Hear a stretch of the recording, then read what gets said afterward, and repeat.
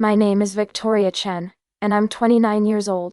What happened at our family Christmas dinner last week is something that's completely shattered our family dynamic forever. Picture this: my mother standing in our decorated living room, glass of wine in hand, telling our entire extended family that I was absolutely nothing compared to my sister Rachel. The laughter that followed still echoes in my ears. But here's what nobody expected. The next morning, when Mom opened the envelope I'd quietly left on the kitchen table before leaving that night, her face went so pale that my father thought she was having a heart attack. You see, that envelope didn't just contain a letter. It contained documents that would flip everything my family believed about success, failure, and which daughter was actually worth celebrating. For 5 years I'd been hiding something extraordinary while they praised Rachel's achievements and dismissed mine as pathetic attempts at success. But Christmas morning changed everything when my mother discovered that her failure daughter had just become the youngest person in our city's history to donate $2 million to the Children's Hospital. The same hospital where Rachel claimed to volunteer, but had never actually set foot inside. Before we dive into this story, please take a moment to like and subscribe, but only if you genuinely enjoy stories about family secrets and the moment when truth finally comes to light. Where are you watching from? Drop your location in the comments below. I love connecting with people who understand that sometimes the disappointment of the family is actually its greatest success story. Let me take you back to Christmas Eve, the night that started this whole revelation. I'd driven 3 hours to my parents' house in my modest Honda Civic, the same car I'd been driving for 4 years while building my business in secret. The house looked like a Christmas magazine cover, Rachel's doing, of course. She'd flown in from Seattle with her investment banker fiancé Marcus, and the whole family was buzzing with excitement about their perfect life. "Victoria, finally," Mom said as I walked through the door with my simple gift bag. "We were starting to wonder if you'd actually show up." Her tone had that familiar edge, loving enough for appearances, critical enough to remind me of my place in the family hierarchy. "Traffic was bad," I said, hugging her briefly. The house smelled like expensive candles, and Rachel's signature perfume, the kind that costs more than I used to spend on groceries in a month. "Well, come meet Marcus properly," she said, pulling me toward the living room where Rachel was holding court. "He's absolutely wonderful. Partner track at Goldman Sachs, Harvard MBA, comes from such a good family." Rachel looks stunning as always, designer dress, perfect makeup, that confident glow that comes from never doubting your place in the world. Marcus stood beside her in what was probably a $3,000 suit, nodding politely as my relatives peppered him with questions about his impressive career. "Victoria," Rachel squealed, rushing over to hug me. "I'm so glad you could make it. How's the little consulting thing going?" The little consulting thing. That's how she described my business to everyone, a cute side project that kept me busy while I figured out what to do with my life. What she didn't know, what none of them knew, was that my little consulting thing was actually a cybersecurity firm that had quietly become one of the most sought-after companies in the industry. "It's going well," I said simply. "Congratulations on the engagement." "Marcus seems lovely." "He is," she gushed. "We're planning a spring wedding. Mom and Dad are being so generous with the budget. We're thinking somewhere around $150,000 for the venue alone." I nodded and smiled, the familiar pattern already establishing itself. Rachel's life was worthy of investment and celebration.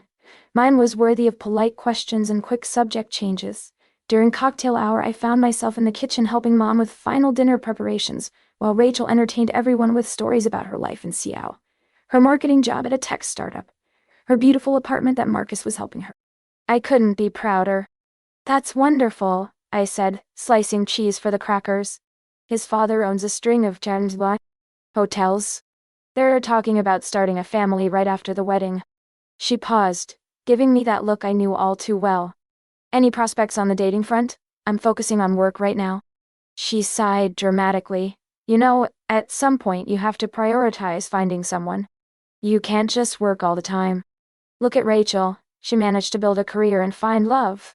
The comparison hung in the air like smoke from a candle that had been blown out. Rachel had it all figured out. Victoria was still struggling to get her life together. Dinner was a 3-hour celebration of Rachel's perfection. My cousin Jessica asked about her job, and Rachel launched into an impressive-sounding description of her role, developing integrated marketing strategies for tech solutions. Uncle Robert wanted to hear about Marcus's work, leading to a detailed discussion of investment banking, and Market trends that had everyone nodding appreciatively. When the conversation briefly turned to me, I mentioned that business was steady, that I was working with some interesting clients, that I enjoyed the work. The responses were politely supportive but clearly uninterested. Nobody asked for details. Nobody wanted to hear success stories from someone they'd already categorized as underachieving. Victoria's always been the creative one, Dad said, meaning to be supportive. She'll figure it out eventually. I'll figure it out eventually. At 29, with a business I built from nothing into something extraordinary, I was still the daughter who needed to figure it out. But the real moment, the one that would change everything, came during Mom's traditional Christmas toast. She stood at the head of the table, wine glass raised, her face glowing with pride and holiday cheer. I want to take a moment to talk about how blessed we are as a family, she began, her voice carrying across the quiet dining room. This year has been particularly special because we get to celebrate Rachel's incredible achievements. The room erupted in appreciative murmurs. Rachel blushed prettily, leaning into Marcus's shoulder. Rachel has built such a successful career, found such a wonderful partner, and is planning the wedding of her dreams. She represents everything we could have hoped for in a daughter. Mom's voice was thick with emotion. Smart, driven, successful, and most importantly, she's found her place in the world. The praise continued for another minute. Rachel's promotion, her beautiful life in Seattle, her perfect relationship, her bright future. Then Mom's gaze turned to me and I saw something shift in her expression. And of course, we're grateful to have both our daughters here tonight, even though they've chosen such different paths. The pause that followed felt eternal. Victoria, we know you're still working on finding your way.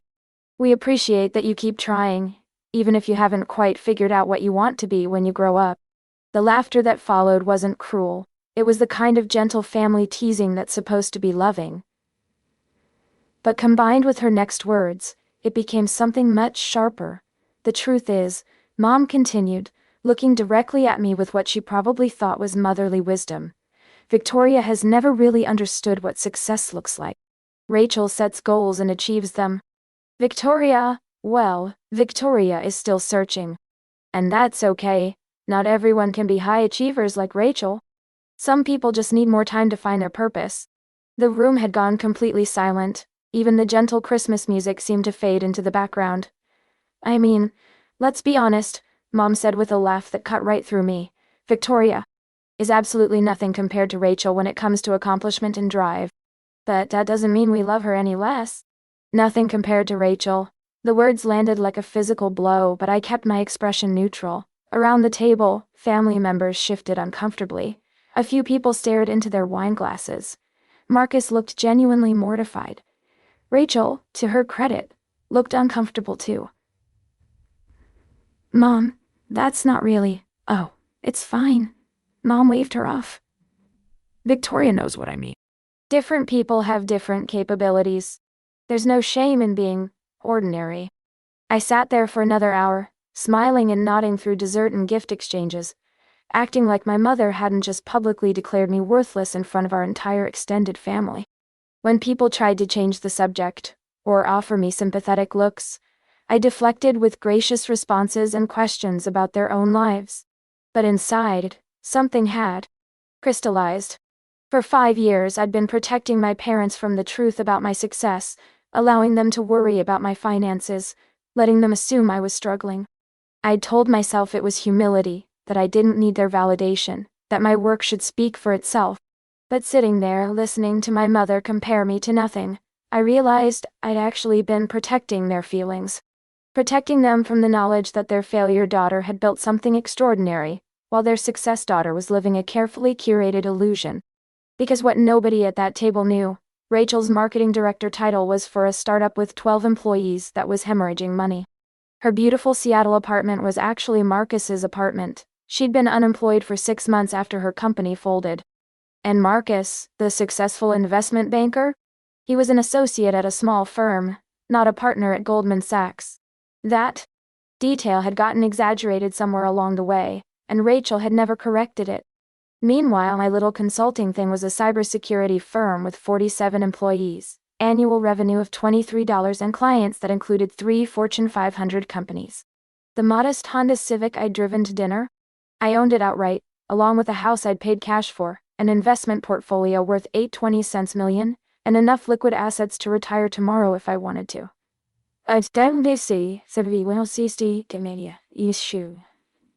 And enough liquid assets to retire tomorrow if I wanted to. The day before Christmas, I'd finalized the largest donation in my city's history. $2 million to the Children's Hospital, funding an entire new wing for pediatric cancer treatment.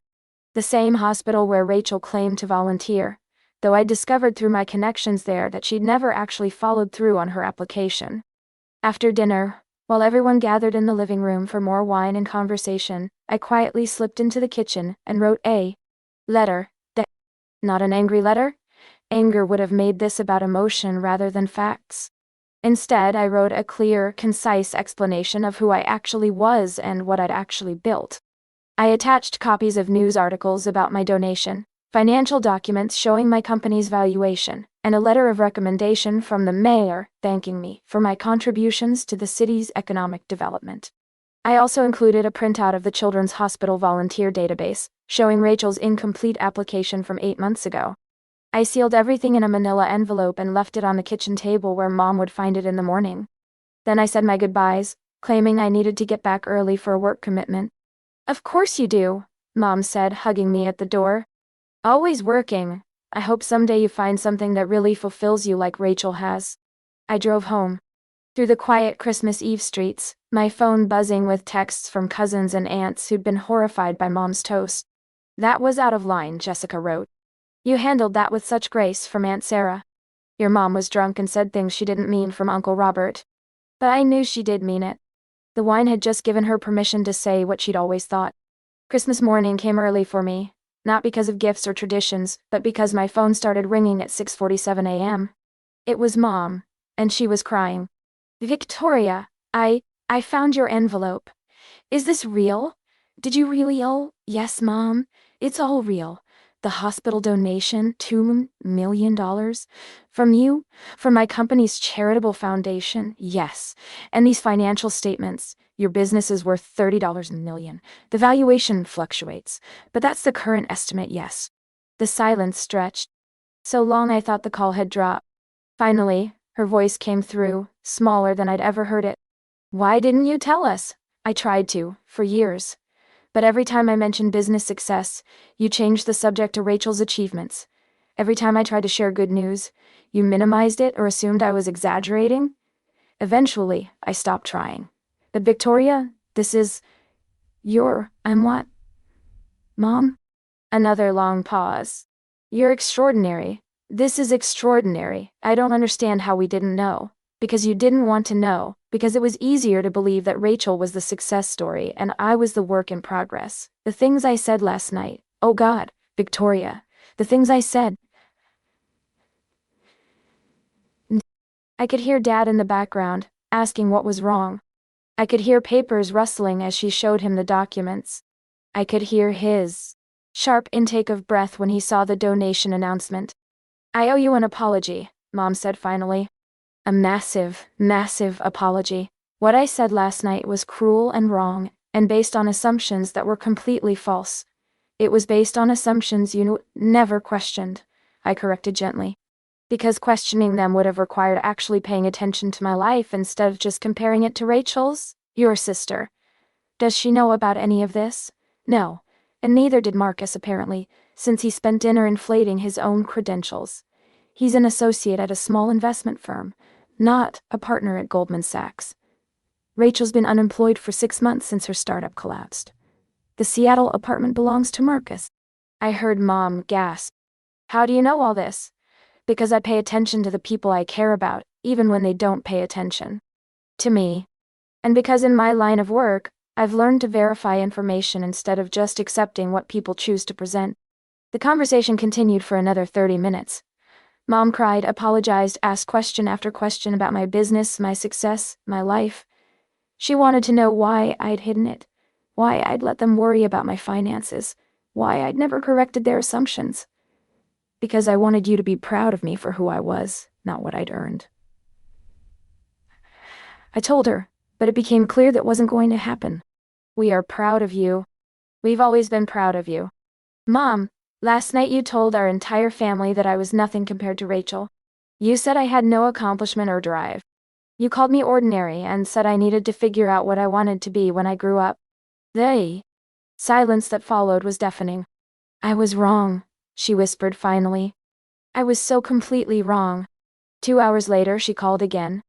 This time, Dad was on the line too. Victoria, we need to talk to Rachel, Dad said. She needs to know the truth about what we said, and about who you really are. That's between you and her, I said. I'm not interested in managing this family's emotions anymore, but we need to make this right, then make it right, but do it because it's the right thing to do, not because you need me to feel better about it.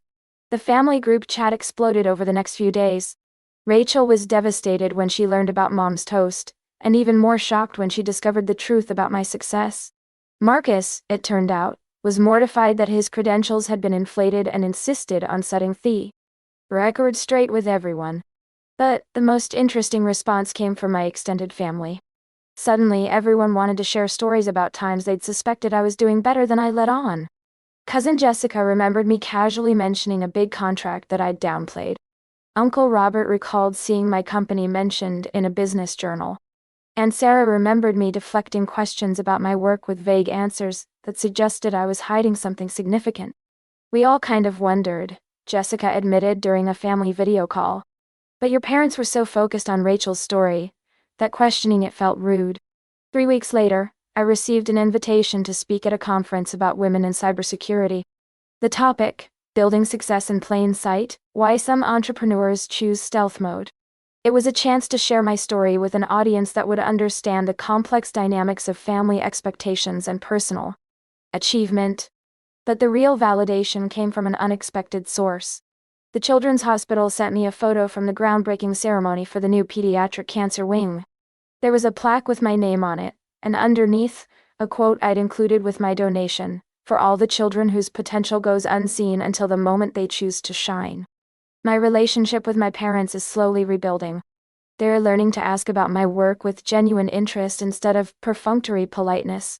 They're starting to understand that success doesn't always look like what they expected, and that their assumptions about their daughters were based more on presentation than reality. Rachel and I have had several honest conversations about family dynamics, expectations, and the pressure she felt to be perfect. She started therapy to work through her own relationship with success and failure, and she's looking for work that aligns with her actual skills rather than her projected image. The hardest part of this whole experience wasn't the public humiliation or even the years of being overlooked. It was realizing that I'd been complicit in my own invisibility. By hiding my success to protect their feelings, I'd allowed them to create a narrative where I was the disappointment and Rachel was the achievement. But sometimes, the most powerful thing you can do is simply reveal the truth and let people reckon with their assumptions. My mother's face going pale when she opened that envelope wasn't just shock. It was the moment she realized that her capacity to see her children clearly had been compromised by her need for them to fit predetermined roles. Rachel was supposed to be the success story because her path looked familiar and impressive. I was supposed to be the work in progress because my path was unconventional and quiet. But success doesn't always announce itself with press releases and public celebrations. Sometimes it builds quietly, steadily, until the moment when silence becomes revelation. The envelope I left on that kitchen table contained more than documents. It contained 5 years of unacknowledged achievement, a $2 million act of generosity, and proof that the daughter they'd dismissed as nothing had actually become everything they'd never thought to look for. 6 months later, I was featured on the cover of Entrepreneur magazine with the headline, The Stealth CEO, How Victoria Chen Built a $30 million company while her family thought she was struggling. The article detailed my journey from underestimated daughter to industry leader, including the Christmas dinner revelation that changed everything. But the quote that went viral wasn't about business strategy or market insights. It was about family dynamics. Sometimes the people who love you most are the ones who see you least clearly. Success isn't always about proving them wrong. Sometimes it's about giving them permission to see you differently. That quote was shared thousands of times, usually by people who'd had their own moments of being underestimated by family. The comments section became a support group for overlooked siblings, dismissed dreamers, and quiet achievers who'd built extraordinary things while everyone was looking elsewhere. My parents framed a copy of that magazine cover and put it on their mantle, right next to Rachel's college graduation photo. It's not about replacing one daughter's achievements with another's, it's about finally seeing both daughters clearly. The children's hospital wing opened 8 months later. At the dedication ceremony, I was invited to cut the ribbon alongside the medical staff and board members. As I stood there holding those oversized scissors, I thought about the path that had led to this moment. Years of quiet work, hidden success, and a family that had to learn to see beyond their assumptions. In my speech that day, I said something that surprised even me. This donation isn't just about helping sick children, though that's obviously the most important part. It's about visibility, making sure that people and potential that might otherwise go unnoticed get the attention and resources they deserve. After the ceremony, a little girl approached me with her mother. She'd been treated in the hospital's existing pediatric ward and wanted to thank me for funding the expansion. "My mom says you're famous for helping kids like me," she said, looking up at me with the kind of direct honesty that only children possess. "I'm not famous," I told her. "I'm just someone who wanted to help, but you must be important if they put your name on the building." I knelt down to her level. "The important thing isn't having your name on a building. The important thing is doing work that matters, even if nobody notices for a while." She nodded solemnly, processing this information, like a secret superhero. Exactly like a secret superhero. That conversation reminded me why I'd chosen stealth mode in the first place. The work itself was always more important than the recognition. But recognition, when it finally comes, can be a powerful tool for inspiring others and creating change. My story isn't unique. There are countless people building extraordinary things in plain sight, overlooked by families and communities that don't know how to recognize unconventional success. This story is for them, and for anyone who's ever felt invisible in their own family. Sometimes the most powerful gift you can give someone is the opportunity to see you clearly for the first time. Even if it takes an envelope full of documents and a pale-faced morning revelation to make it happen. Your achievements don't need their permission to be real. Your success doesn't require their understanding to be valid. But when they finally see you, really see you, it can transform relationships in ways you never expected. The daughter they called nothing became everything they'd never thought to look for. And sometimes, that's the sweetest revelation of all. What success have you been hiding? What achievements has your family overlooked? Thank you for listening to my story. If you've ever been the nothing daughter or son who was actually building something extraordinary, you're not alone. Comment seen if you believe in the power of quiet achievement. Share this story with someone who needs to know that being underestimated can be your greatest advantage. Subscribe and hit the notification bell for more stories about family dynamics, hidden success, and the moment when truth finally comes to light. I'd love to know, should families invest more time in understanding all their children's paths, or is it natural for some to shine brighter than others? Let me know in the comments. Remember, your worth isn't determined by their ability to see it. Build your success anyway, and let the revelation come when it's ready.